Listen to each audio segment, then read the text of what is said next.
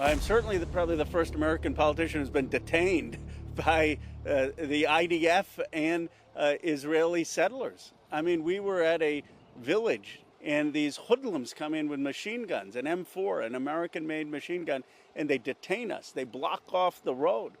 And then they call the IDF, and the IDF is on their side, not on the side of the Americans. Ladies and gentlemen, welcome back. So the Democrat grifter Khanna is back at it again. And this time he found himself in really hot water because he basically snuck into a foreign country, Israel to be specific, and then he got detained by the IDF and other folks over there in Israel. And what makes this so interesting is that this is a clear political stunt. Because for one, he tried to bully Elon Musk. That didn't work out for him. He tried to support Thomas Massey. That didn't work out for him. And then he supported Graham Plattner, and that didn't work out for him as well. And now what he's trying to do, he's trying to go overseas to create political drama for some reason. But let us get into it by taking a look at this video of Khanna having a complete meltdown and blaming that him being a person of color is the reason why he was detained over there. Watch this. In the West Bank and in Israel is the first time that I have really been acutely aware of being brown. I feel like people have seen me first as brown, second as an American congressman, and third as an American citizen. I saw the arrogance in the eyes of those settlers, 21 and 22-year-olds with guns, laughing that they had detained us. The arrogance of those young IDF soldiers that my tax dollars are funding, having no respect for the fact that they were detaining Americans, no respect that there was an American congressperson in that bus, and laughing when our translator told them that there are Americans there and the American embassy is concerned. It is the arrogance of power, of a power that has had no accountability, total impunity, and has created a toxic culture of oppression. Here's the thing, Congressman, and I don't think anyone on his team is telling him this, or maybe he's aware of it, but you're in a foreign country, and whenever you enter a foreign country, you are subjected to their rules, their laws, and their regulations. So you cannot go there and say that I'm an American, you have to listen to me. I'm an American congressman, you have to listen to me. It just doesn't work that way at all. It doesn't matter if you're in Israel, it doesn't matter if you're in some country in Europe, in Africa, it just doesn't matter. And the question is, why are you overseas? Why are you going overseas to cause drama when there's so many issues inside this country you could be focusing on? Because for one, you can go to any of these cities. We're talking about Chicago, we're talking about Baltimore. If you want to see violence, if you want to see Americans living certain type of way where you could help them as a congressman, but you're not doing that. You want to go overseas to cause political drama. And there are illegal immigrants in this country that are brutalizing American citizens every day. And Khanna isn't doing anything to help that. And I don't know if you remember when the Lake and Riley Act was going through Congress, Khanna was one of its biggest opponents. Take a look at this reminder. You did this interview with The Bulwark. You said this, quote, "No one who voted for the Lake and Riley Act should have any role in the future leadership of the Democratic Party in this country. It's disqualifying, just like the Iraq war vote." Well, they should have to explain at least why they voted for it. It was a terrible vote. And I didn't mean to personalize it, but the reality is that it allowed for deportation without due process.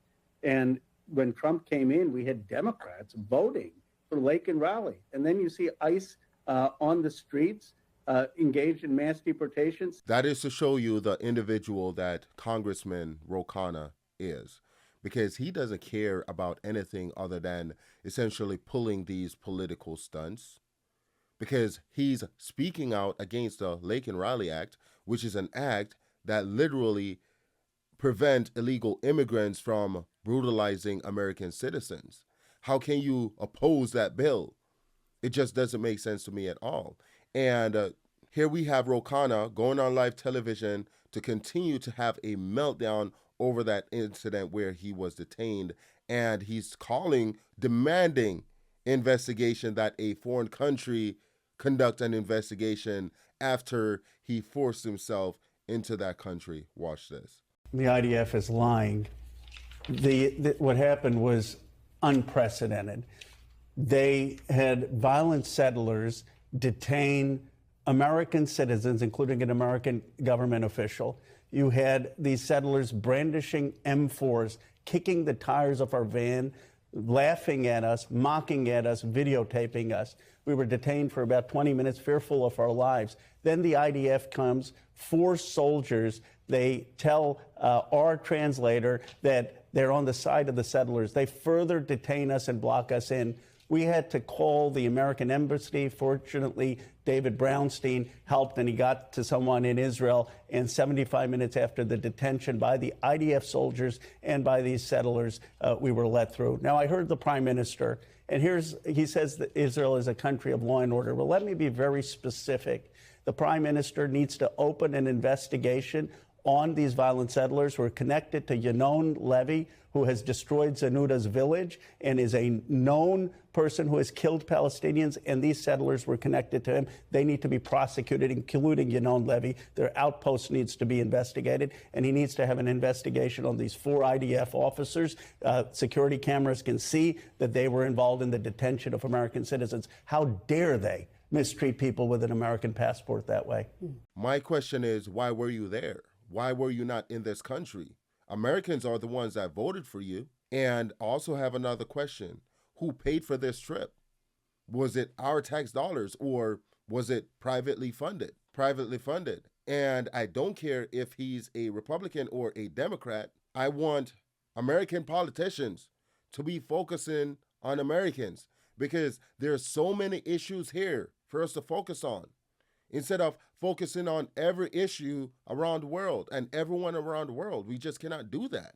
And we all know why Khanna went overseas to cause political drama. It's because he supported Graham Plattner and failed. And Graham Plattner is this Senate candidate up in Maine. He already dropped out of the race, but he's being accused of some pretty crazy stuff, to include sexual misconduct, abuse, and a whole bunch of other things. And to distract from that, Khanna went overseas to create all these issues. And Khanna was confronted regarding this issue, and this was his response in regards to Graham Plattner. Watch this. Your endorsement of Senate candidate Graham Plattner in Maine. He has since dropped out amid a swirl of controversies.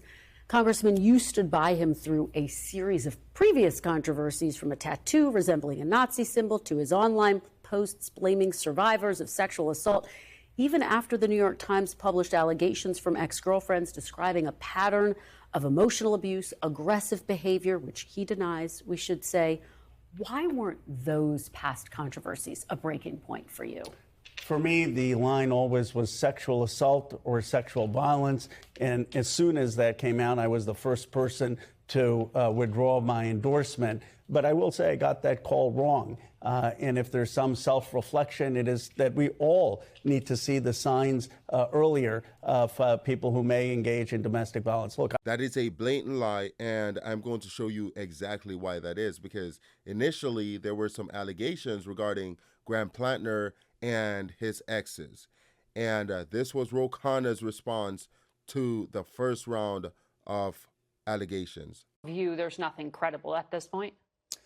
my view is that even according to the New York Times piece, they said there was no harm, no injury. There was toxicity, and there was verbal intimidation, which I condemn. But Graham has made it clear that there was no evidence of violence. That, to me, is a red line. According to Khanna, there were no credible evidence, but it's crazy how less than a month later, Graham Plattner has dropped out of the Senate race for similar allegations. And that brings us to the end of this video. Please let me know what you think in the comment section in regards to Khanna having these meltdowns after breaking into a foreign country and being detained. Also, please consider liking, sharing, commenting, and subscribing, and I'll see you in the next video. Thank you for watching all the way to the end.